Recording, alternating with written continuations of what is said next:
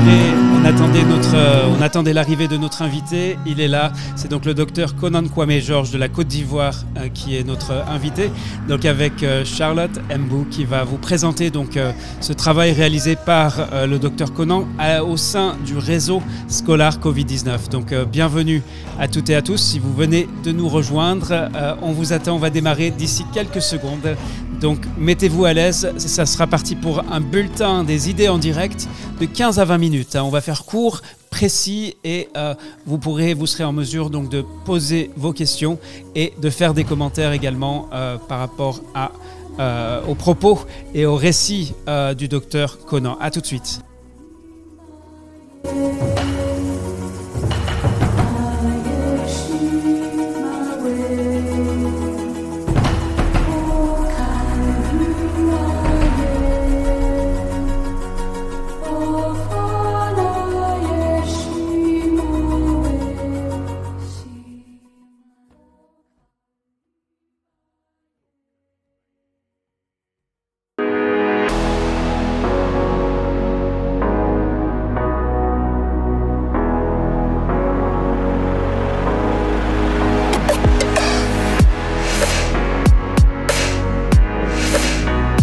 Bienvenue à toutes et à tous, c'est donc le bulletin des idées en direct pour les praticiens de la vaccination face au Covid-19 pour maintenir les services de la vaccination.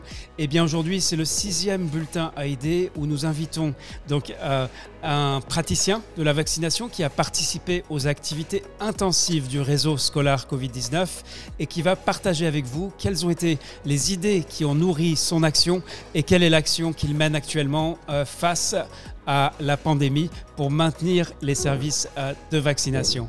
Bien sûr, avec moi, il y a Charlotte Mbou. Charlotte, bonjour et bienvenue. Bonjour Aïda et bonjour à toutes et à tous. C'est toujours un plaisir d'être avec vous tous les jours pour ces bulletins directs avec un des scolaires qui ont participé au réseau scolaire Covid-19. Voilà, alors on a d'ores et déjà donc Ebi Emile Eounoud qui dit bienvenue au docteur Konan. Et donc on va rencontrer l'intéressé. Alors je ne sais pas s'il va être en mesure de partager sa webcam. Faites-le uniquement si la connexion est vraiment très très bonne chez vous. Docteur Konan, soyez le bienvenu. Est-ce que vous pouvez déjà vous présenter ?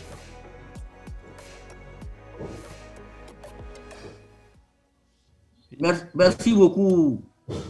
Docteur Reda, je suis devant mon écran. Oui. Donc, je suis en train d'ouvrir mon projet. D'accord, oui. Et donc, du coup, ce projet, donc, pendant que vous faites cela, c'est l'occasion donc, de rappeler en quoi consiste le réseau scolaire Covid-19. Donc, les plus de 3900 praticiens de la vaccination de 96 pays se sont engagés au sein de ce réseau, ont été acceptés sur la base de leur dossier de candidature et il s'agit donc de partager les expériences, de diffuser les idées, les pratiques qui permettent donc de faire face, de continuer à vacciner pendant la pandémie. Voilà, maintenant c'est Charlotte qui va vous interroger donc en vous demandant d'abord bien sûr de vous présenter pour qu'on puisse comprendre où est-ce que vous travaillez et en quoi consiste votre travail. D'accord. Okay. Et... je lis le... Oui, allez-y, Oui, docteur Konan, présentez-vous. Est-ce que vous pouvez nous dire qui vous êtes et où vous travaillez? Bon, je suis le docteur Konan Kwame Georges de la Côte d'Ivoire. Je suis médecin, directeur départemental de la santé et de l'hygiène publique du district sanitaire de Yopougon Ouest Songon, Abidjan. Ok, merci docteur Konan et merci d'avoir accepté notre invitation aujourd'hui. J'aimerais vous demander quelle a été votre expérience du réseau scolaire Covid-19? Qu'est-ce qui vous a le plus marqué? Bon, ce qui m'a le plus marqué dans ce réseau, c'est le partage d'expériences. Vous savez que nul n'est censé savoir tout seul. Lorsque vous partagez avec les autres, ça permet de renforcer vos capacités. Et depuis tout ce temps que nous avons fait dans ce réseau, j'ai appris beaucoup de choses. Ce qui m'a permis de renforcer mes capacités. D'accord. Avec... Oui, allez-y, docteur Konan. Oui, j'ai dit c'est surtout cela, le partage d'expérience. D'accord. Et avec la COVID-19 dans votre pays, dans votre district de santé, son impact, quel a été l'impact de cela sur la vaccination de routine et même les AVS? Oui, l'impact a été vraiment d'un effet négatif parce que toutes les couvertures ont baissé et malgré les efforts qu'on fait, c'est vrai, ça remonte mais timidement. Donc c'est pour dire que la COVID-19 a eu un impact négatif sur toutes les activités et particulièrement les activités de la vaccination. OK. Et dans le cadre du réseau scolaire et l'exercice 1 surtout, quel a été le défi prioritaire que vous avez retenu et l'objectif spécifique que vous avez fixé afin de relever ce défi? Le défi, c'est-à-dire l'objectif, c'était de relever la couverture vaccinale qui était basse dans tous les antigènes, dans toutes les formations sanitaires. Et comme objectif spécifique, il faut réduire le taux d'abandon élevé, Penta 1, Penta 3, qui était de 12% et lié à la pandémie de COVID-19, avec la sensibilisation et la mise en place des stratégies. D'accord. Et je veux savoir... oui, allez-y. Oui, allez-y, et ceci du 1er août au 31 décembre, plus spécifiquement pour marquer le temps, le délai pour que ça puisse être évalué. OK, merci. Est-ce que cela s'inscrit dans les objectifs fixés par le programme élargi de vaccination dans votre pays? Oui, effectivement, effectivement. L'objectif fixé par le programme dans notre pays, c'est d'atteindre 95% de couverture vaccinale dans tous les antigènes. Et lorsque nous avons des couvertures vaccinales qui sont basses dans tous les antigènes, l'effort est de faire affaire à notre niveau pour que nous puissions surmonter les difficultés afin d'atteindre cette couverture de 95% dans tous les antigènes.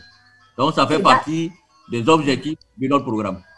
D'accord, merci, docteur Konan, parce que justement, dans le réseau scolaire COVID-19, on ne cherchait pas une voie parallèle pour mettre en œuvre des activités, mais que tout ça soit intégré dans les activités de routine qui sont menées et en suivant les directives mises en place par le pays ou bien même par l'OMS et d'autres partenaires internationaux. Donc, j'aimerais que maintenant que vous parlez de votre plan d'action, les actions que vous allez mener afin d'atteindre ces objectifs que je pense assez intéressantes et audacieuses. Oui, les actions que nous avons développées de façon spécifique par rapport à cet objectif à atteindre. Surtout, comme c'était avec la COVID-19, nous avons développé comme action spécifique de former les acteurs. Les acteurs qui sont impliqués dans cette vaccination, il faut les former et de commun accord avec les membres de l'équipe cadre, nous avons organisé des séances de formation de ces acteurs, personnels de santé, les agents de santé communautaire, la communauté elle-même et puis les leaders d'opinion surtout.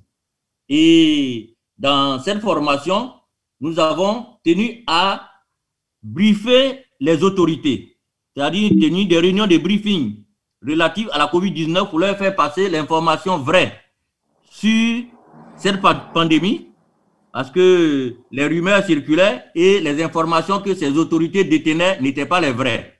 Donc nous, en tant qu'agents de santé, il fallait faire passer les vraies informations aux autorités administratives, religieuses, coutumières et les leaders d'opinion. Donc, c'est ce que nous avons fait. Et tous ces acteurs étant impliqués, il fallait renforcer aussi la sensibilisation. Puisque tous ceux qui participent à la sensibilisation sont informés, ont les vraies informations, donc il fallait combattre maintenant les rumeurs au niveau de la communauté et les membres de la communauté qui sont formés, eux aussi combattre, donc renforcer la sensibilisation avec tout cela que nous avons briefé et formé. Alors, et lorsque la sensibilisation il y a une première question. Dans un troisième temps, Conan, est-ce que vous m'entendez? Mettre en place des stratégies. Docteur Conan, est-ce que vous m'entendez? Donc, il y a une première question de notre confrère Sekou Amadou Koulelba qui dit: Docteur Conan, à l'état actuel, vous êtes à combien % de votre objectif annuel? En gros, quelle a été la baisse de la couverture qu'on peut imputer on va dire au choc de la pandémie?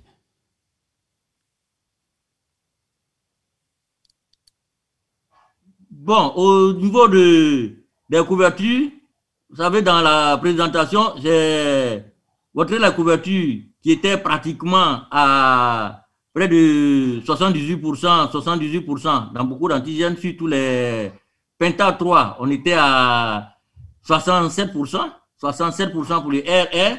Aujourd'hui, nous sommes remontés pratiquement à 73, 74% dans ces antigènes. Donc ça veut dire que progressivement, les couvertures vaccinales ont commencé à remonter.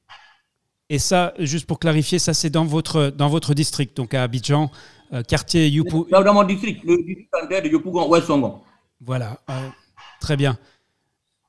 Merci pour cette précision. Donc, s'il y a d'autres questions pour ceux qui nous suivent sur Facebook, n'hésitez pas. Vous voyez que c'est vraiment interactif. L'idée, c'est de permettre à chacun de comprendre quelle est la situation, hein, quel est le rôle de Konan Kwame Georges, qui est notre invité aujourd'hui, donc qui depuis 6 semaines participe au réseau Covid-19, mais qui est aussi un ancien au sein de la communauté des scolaires, donc des praticiens de la vaccination très engagés dans le développement, dans le renforcement des capacités. Je n'ai pas encore entendu, Konan Kwame Georges, comment vous avez utilisé le moteur AID.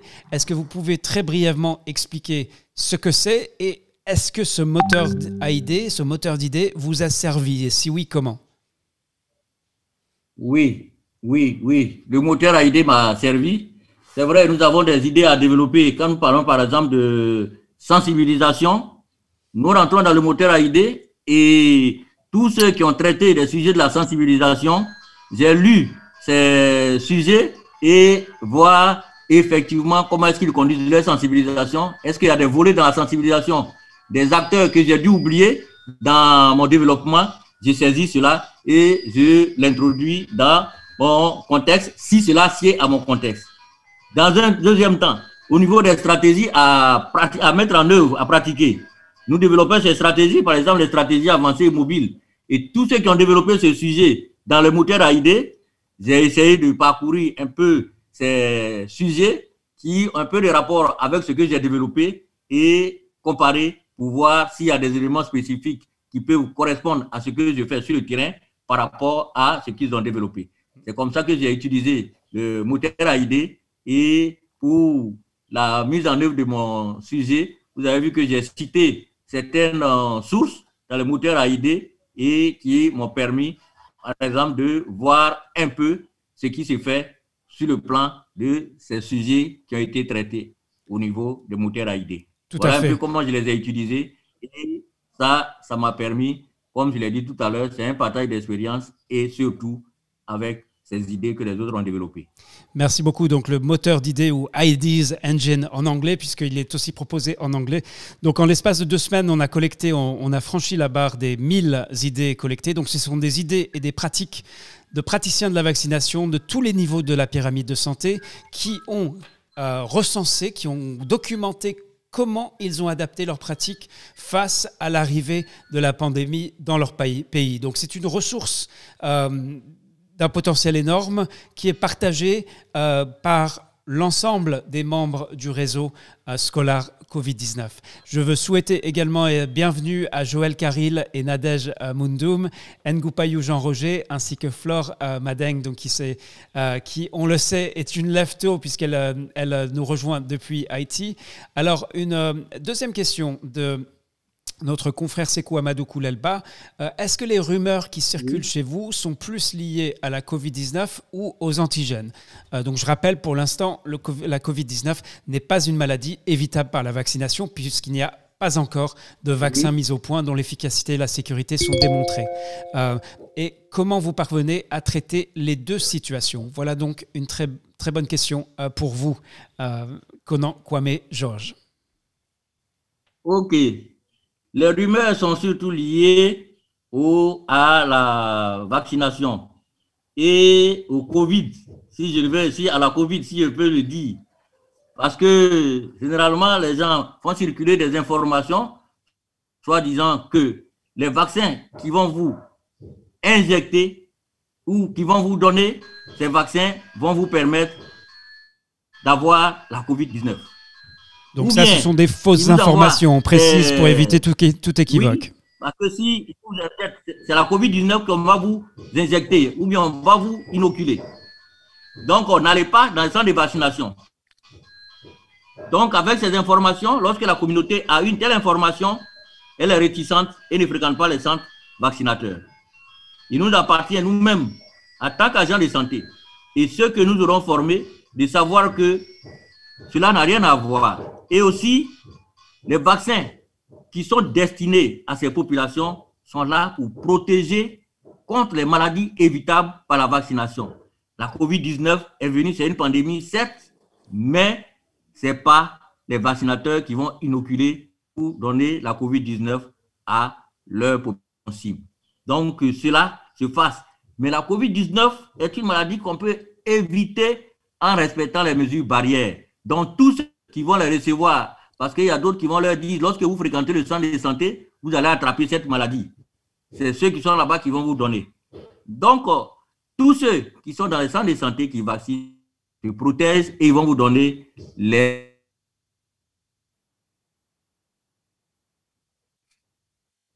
sont édités et viennent dans les centres de santé en leur procurant, même au niveau de notre pays, les masques sont donnés aujourd'hui gratuitement à la population. Et les dispositifs de lavage des mains sont disposés dans toutes les, ne pas dire, dans tous les endroits publics où les populations puissent se laver. Alors très bien, on a bien compris donc les actions spécifiques que vous envisagez de mener. Il s'agissait donc de former les acteurs, de renforcer la sensibilisation, de planifier des stratégies pour le rattrapage des cibles à rechercher et d'ouvrir de nouveaux centres de vaccination. Donc c'est un programme ambitieux, Georges Konan-Kwame. J'aimerais vous demander, mais ce sont aussi des actions, on va dire, classique de la vaccination, la formation, la sensibilisation. Qu'est-ce qui est différent avec la pandémie? Qu'est-ce que vous avez réellement changé au-delà du choc et de la surprise de voir ce monstre apparaître?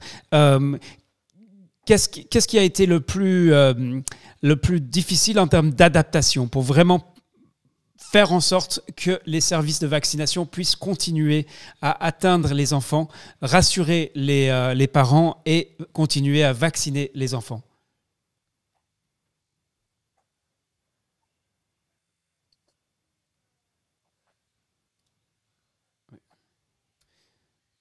Georges Konan-Kwame, est-ce que vous avez...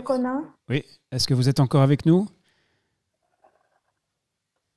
Ah, ok, il vient de décrocher. Donc, on sait qu'il avait un souci de batterie. Ce sont les aléas de la réalité donc, du réseau Covid-19 et des praticiens de la vaccination. N'est-ce pas, Charlotte? Je pense que tu es bien familière de ce problème. Hein?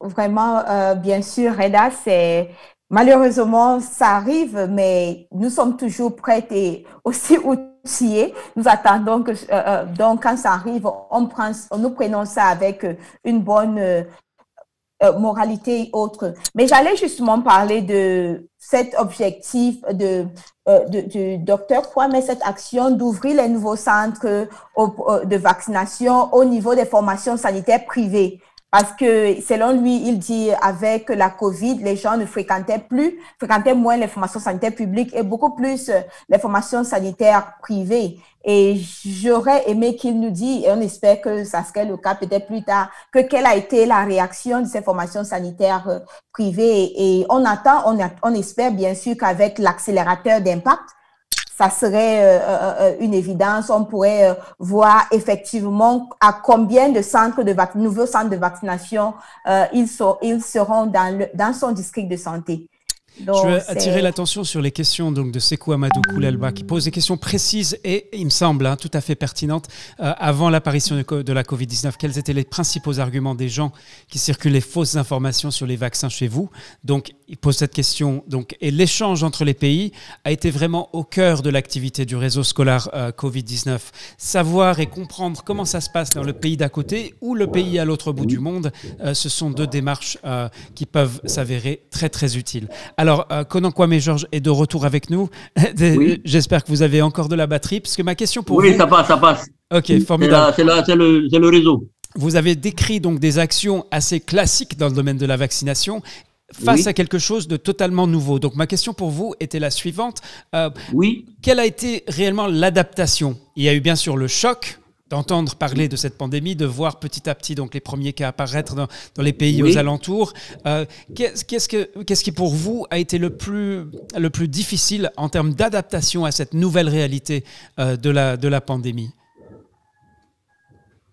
Bon, l'adaptation, c'est, comme je le dirais, c'est la désertion des centres de santé par les populations cibles. Et curieusement, nous avons constaté que, c'est vrai, dans les centres vaccinateurs, les gens ne venaient pas, ils ne fréquentaient pas les centres, mais il y a certains centres privés où la vaccination ne se faisait pas, les gens fréquentent. Alors, qu'est-ce qu'il faut faire? Nous avons dit, comme ces centres sont fréquentés et qu'ils ont peut-être confiance en ces centres où il n'y a pas de Covid-19, ils se disent, et la vaccination, comme on leur a dit, en vaccinant, on peut vous inoculer la Covid-19. Et là-bas, comme on ne vaccine pas, peut-être qu'eux, ils ne vont pas inoculer la Covid-19. Donc, ce que nous avons fait, nous avons rencontré ces responsables de formation sanitaire qui ne pratiquaient pas la vaccination et nous leur avons demandé de faire en sorte que la vaccination se passe dans leur centre. Puisque l'information étant passée maintenant avec la sensibilisation, tout le monde est sensibilisé, mais comme ils ont pris certaines habitudes à fréquenter ces centres, il faut les insérer dans la vaccination. Donc, les centres privés, on les a rencontrés, mais ceux qui avaient des dispositifs en place déjà avec les réfrigérateurs et tout, nous les avons associés systématiquement avec une formation et insérés cela dans la vaccination. Donc, progressivement, cela va prendre et ils vont compléter le nombre de centres vaccinateurs. Voilà un peu ce que nous avons initié dans ce domaine-là pour que nous puissions, tout en disant que la sensibilisation étant pensée dans les autres centres, les populations ont commencé à revenir parce que la vraie information est venue et on permet à cette population d'être en contact permanent avec les vraies informations. Voilà un peu ce qui nous a permis de faire bien compris. À cette nouvelle situation. Ce qui est remarquable, c'est que nous n'avons pas annoncé ou fait une promotion particulière de ce bulletin quotidien. Il y a eu une annonce pour le bulletin d'hier, mais là, il y a quand même de très bonnes questions, notamment celle de Sekou Amadou Koulalba que vous avez entendu, qui vous demandait, donc ça, je pense que vous avez décroché. Alors, en principe, on limite le bulletin à 15 à 20 minutes. Là, on est au-delà du temps imparti. Mais il me semble qu'il y a des questions extrêmement intéressantes à vous poser pour conclure. Donc, celle de Sekou Amadou Koulalba. Avant l'apparition de Covid-19, quels étaient les principaux arguments des gens qui circulent les fausses rumeurs sur les vaccins chez vous? Donc, en d'autres termes, qu'est-ce qui a changé? Avec la pandémie maintenant, l'argument contre les vaccins semble être la crainte que les vaccins contiendraient une maladie, ce qui est faux. Mais qu'est-ce qui a changé? Oui, avant cela, les informations qui circulaient, c'est que généralement, si c'est des vaccins qui sont destinés aux femmes, on leur dit qu'on vous fait ce vaccin pour que vous soyez stériles. Et ça, généralement, donc les femmes sont réticentes. Par exemple, chez nous, comme il y a le HPV, et cela fait que les femmes sont réticentes. Donc, il faut là encore faire en sorte que la vraie information passe et nous sommes passés par vraiment beaucoup de personnes, les autorités, surtout au niveau scolaire, pour que l'information puisse passer et que ces jeunes filles puissent se faire vacciner. Donc, alors, voilà il y a également une question de votre confrère Jojo Nzengu qui dit « Félicitations Conan ». Il y a également d'autres participants donc, qui nous suivent sur Facebook qui partagent aussi leurs félicitations et qui apprécient la qualité de votre témoignage. Merci pour le partage, dit Jojo Nzengu. Est-ce qu'on peut savoir davantage sur les acteurs que vous avez formés et par la suite nous donner des résultats si possible? Alors, depuis Lubumbashi, en RDC, donc Jojo Nzengu pose cette question. Peut-être pour préciser, on va dire le chronogramme, où vous en êtes par rapport à ces actions. On alterne entre des choses qui sont déjà faites et des choses à venir. Est-ce que vous pouvez effectivement nous préciser en ce qui concerne le volet formation et implicitement, il pose la question du monitorage et de l'évaluation. Oui, je l'ai dit tout à l'heure, ceux qui ont été formés, tu vois, c'est les acteurs que j'ai cités. Nous avons formé les agents de santé, les agents de santé communautaires, nous avons formé même la communauté et au niveau des autorités, nous les avons briefés, comme on ne peut pas dire qu'on les a formés, on les a briefés pour leur donner les vraies informations parce qu'ils contribuent à la sensibilisation avec nous. Et tout ce personnel, toutes ces autorités étant au fait des vraies informations, ils nous aident à faire passer l'information. Aujourd'hui, quant à savoir le suivi pour ceux qui ont été formés et qui font la sensibilisation, je crois que c'est au jour le jour, dans la mise en œuvre de leurs activités, les autorités qui font les meetings, qui font les sensibilisations, qui font les réunions, à toutes les réunions, ils font passer l'information. Pour la mise en œuvre au niveau des formations sanitaires, nous suivons les résultats et au vu de cela, nous apprécions. Donc, j'ai vu que vous avez vu dans mon objectif, j'ai dit du 1er août au 31 décembre. C'est que nous suivons, nous faisons le suivi et à la fin du fin décembre, nous allons évaluer pour voir si effectivement nous avons atteint les objectifs fixés par le niveau national qui est de 95%. Mais nous voyons que progressivement, ça évolue. Nous sommes sur la bonne voie et je pense que nous serons sur cette bonne voie, nous serons vraiment à mesure d'atteindre l'objectif. Et là aussi, ce que je vais ajouter, il y a ce que les autorités apportent comme appui, parce qu'il y a des semaines d'intensification qu'on fait. Et ces semaines d'intensification viennent compléter ce que nous faisons. Et il y a aussi les campagnes de vaccination qui viendront compléter cela. Voilà un peu ce que je tenais à dire par rapport à cette préoccupation. Donc, le suivi se fait et l'évaluation se fera à la fin. Merci beaucoup, Konan Kwame Georges, donc d'Abidjan, qui travaille dans le district sanitaire, donc au sein de la capitale de la Côte d'Ivoire, au quartier Yopongou, Maroc, au sein d'un centre de santé. Sékou Amadou Koulelba, un dernier message. Ça a été un véritable dialogue avec lui. Bravo, déjà, vous dit-il. La vie a fait de nous des armées d'une guerre contre des ennemis courageux. Aucune somme d'argent ne saurait nous payer à la hauteur de nos efforts. La seule chose qui nous aide à aller de l'avant, c'est notre courage et notre détermination à donner sourire à l'humanité. C'est difficile, mais ensemble, nous y parviendrons. Merci beaucoup. Je crois que c'est ce qui est nécessaire. Resserrons les coudes et allons de l'avant pour que la population puisse être protégée et que nous ayons vraiment une population saine et que les maladies évitables par la vaccination puissent reculer dans nos contrées. Merci également. Deuxième bulletin après les premières 6 semaines du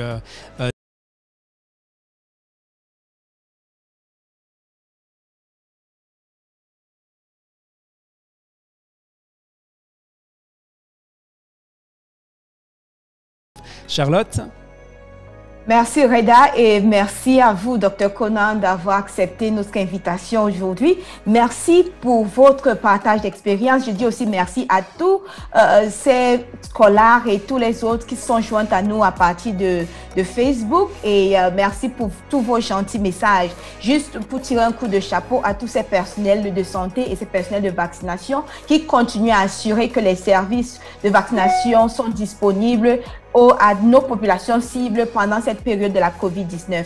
Nous, comme on le dit, on est ensemble et on se dit rendez-vous demain à 14h heure de Genève. Formidable, merci. Merci à toi, Reda. Merci Charlotte. Charlotte, merci on se retrouve donc pour le bulletin numéro 7 des idées en direct qui vous proviennent du réseau scolaire COVID-19.